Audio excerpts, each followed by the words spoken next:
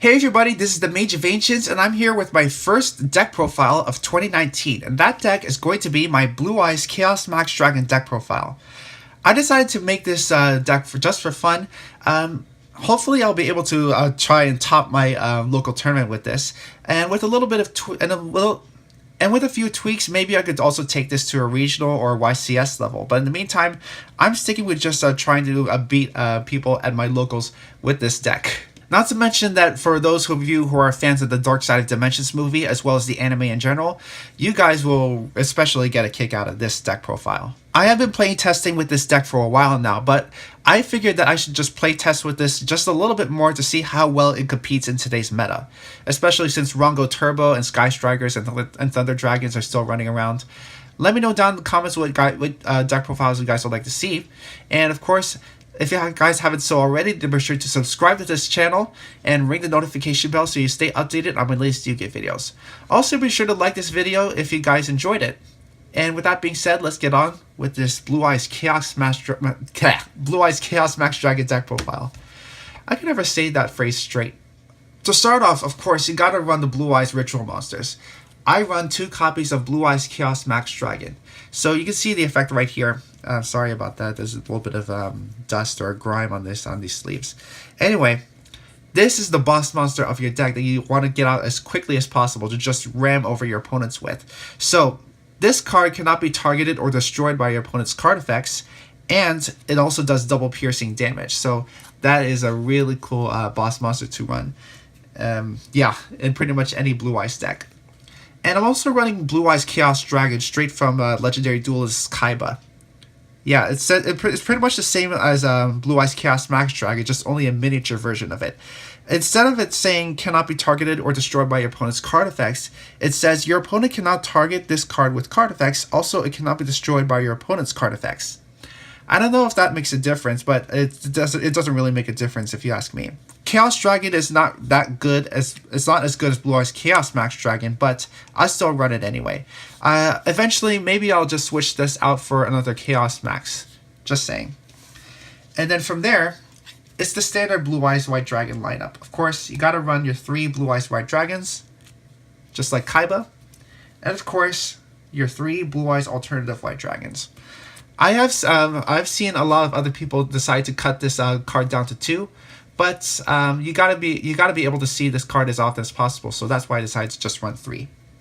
And I'm also running 1 copy of Dragon Spirit of White for back row removal, and it's also good against in the battle phase because it has that effect where if your opponent controls a monster, that you can. Well, actually, what you do is that you can attack with Dragon Spirit of White, and if your opponent happens to have another monster left, you can tribute this for a Blue Eyes White Dragon in your hand, and you can just attack with that Blue Eyes White Dragon. Speaking of Blue Eyes White Dragons, I also run the new Blue Eyes Solid Dragon from Legendary Duelist Kaiba.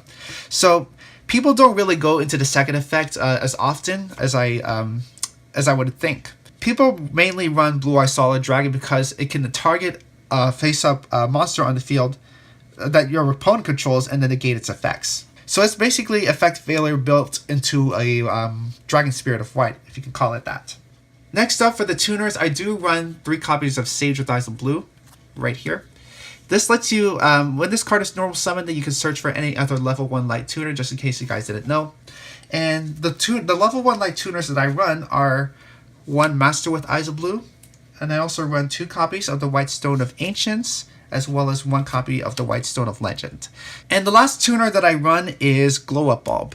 So, just like the White Stone of Legend and all the other level 1 monsters here, you can search this off of 1 for 1, or you can just simply normal summon it, and while it's in the graveyard, once per duel, you can send the top card of your deck to the graveyard, and then special summon it back to the graveyard, but back to the field, and then you can continue your plays from there.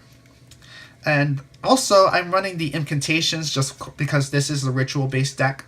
I'm running 2 Incantation Talismandra and 2 Candle. All you have to do is just reveal either a ritual monster or a ritual spell, depending on which card you have in your hand right now. And then you can special summon it as well as one other incantation from your deck. And then each of the incantations has a special ability where you can search for either a ritual monster or a ritual spell from your deck. And the last monster that I'm running is actually one that I decided to include last minute, and that is Archlord Christia. I did want to come up with something, come up with a spicy tech word that I can just shut down my opponent from special summoning monsters. It was either this or a Vanity's Fiend, or maybe what you can do is that you can include Zaborg the Mega Monarch, so that way when you tribute a summon using your Candle and your Talismandra, then you can tribute summon it, and then you can send Herald of the Arclight from your extra deck to the graveyard, and then do a search of either a ritual monster or a ritual spell from there. At least that's what I think Herald of the Arclight does. Either way, you guys can opt this out for any card that you want to, but just being able to shut down your opponent from special summoning monsters is pretty cool if you ask me. So that's it for my monsters. Now for my spells, this is probably my favorite card in any Blue Eyes White Dragon deck, and I think you guys will also agree. 3 copies of the Melody of Awakening Dragon. And for draw power, I also run 3 copies of Trade-In. So in case you guys don't know, in case you guys haven't figured it out by now, what I like to do with this deck is to just put out as much damage as I can. And I do that by trying to search for my combo pieces as quickly as I can. So that's why I run 3 copies of each. The Melody of Awakening Dragon, and Trade-In. For the Ritual spell lineup, I decided to run 2 copies of Advanced Ritual Art, as well as only one copy of Chaos Form. I decided to go more on Advanced Ritual Art because I want to be able to thin out my deck as quickly as possible, so that way I can avoid bricks as much as possible. You guys can add a second copy of Chaos Form if you want to, but I like to stick with just 3 ritual spells because I am running only 3. I'm running only 3 ritual monsters in my deck. So yeah, and for the last of the spells actually that I'm running in this deck, I'm running 3 copies of Return of the Dragon Lords, and I'm also running 1 copy of Monster Reborn. I'm also running 1 copy of 1-for-1 because, of course, I'm running Glow Up Bulb as well as Master with Eyes of Blue, all those level 1 monsters. Sorry. And for last of the spells, I'm running Dragon Shrine and Foolish Burial. These are just spells to just get your monsters into your graveyard as quickly as possible, of course. Foolish Burial, what I like to do usually is to just send my Archlord Christia to the graveyard so that I can bring it back with Monster Reborn. But that's just me. These are the spells that I'm running. Of course, you guys can adjust this into any way that you like to. This is just the lineup that I'm running, and I'm pretty proud of it. And now for my extra deck, I am running 2 copies of Blue Eyes Spirit Dragon. If you guys have seen my Blue Eyes Invoke deck profile, you guys pretty much know the lineup that I'm going with. 2 Blue Eyes Spirit Dragons, of course, you can tag it out for any other Light Dragon Synchro monster in your extra deck. I also run Azure Eyes Silver Dragon, or Azure Eyes. I'm still trying to get used to that actual pronunciation. And I also run Black Rose Moonlight Dragon. So yeah, so what I would usually like to do is just start with Blue Eyes Spirit Dragon, then tag out for either Azure Eyes or Black Rose Moonlight Dragon, depending on the play that I want to go with. Usually I like to go with Azure Eyes Silver Dragon, so that way you can special summon a normal monster back from my graveyard. But you can also go with Black Rose Moonlight Dragon, so that way after you use its effect to bounce an opponent's monster back to the hand or extra deck, then you can just overlay it with another level 8 monster for your Galaxy Eyes family. And the last synchro monster that I run is Cloud Castle. Of course, you guys can switch either of these cards out for a Stardust Spark Dragon if you want to. It's another card that you can tag out with Blue Eye Spirit Dragon.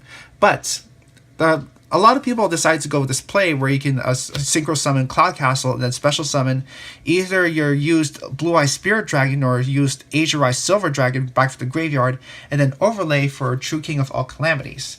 In fact, I'm going to show that to you guys right now. True King of All Calamities can be Xyz summoned using 2 level 9 monsters, and it's pretty much a skill drain for your opponent's monsters. So you can detach a material and then declare an attribute, and all monsters on the field become that attribute. Also, all the monsters that you control of that attribute cannot activate their effects while they're on the field. So that's pretty cool. And like I said, I run the Galaxy family. I decided to go with Galaxy Eyes Photon Lord. Of course, you guys can switch this out for a Galaxy Eyes Cypher Dragon if you want to. I also run Galaxy Eyes Full Armor Photon Dragon as well as Galaxy Eyes Cypher Blade Dragon. So you can overlay with each of these, and you can just keep on destroying cards on the field by detaching materials. And that's pretty cool. I like it. I really do. And next I run also the last two rank 8s I run are Hope Harbinger to negate spell cards and effects. And I also run Lancelot to negate pretty much any monster effect or a spell or a trap card that my opponent tries to throw at me. And finally, for my Link monsters, I decided to go with Decode Talker because it is a good negation effect. So you can contribute any monster that this card points to, and then you can negate the activation and destroy it. Hip Star, as I like to call it, my Hip Star is an attack boost for my light monsters. Well, light monsters, all light monsters on the field. And finally, Underclock Taker and Link Karibo, of course.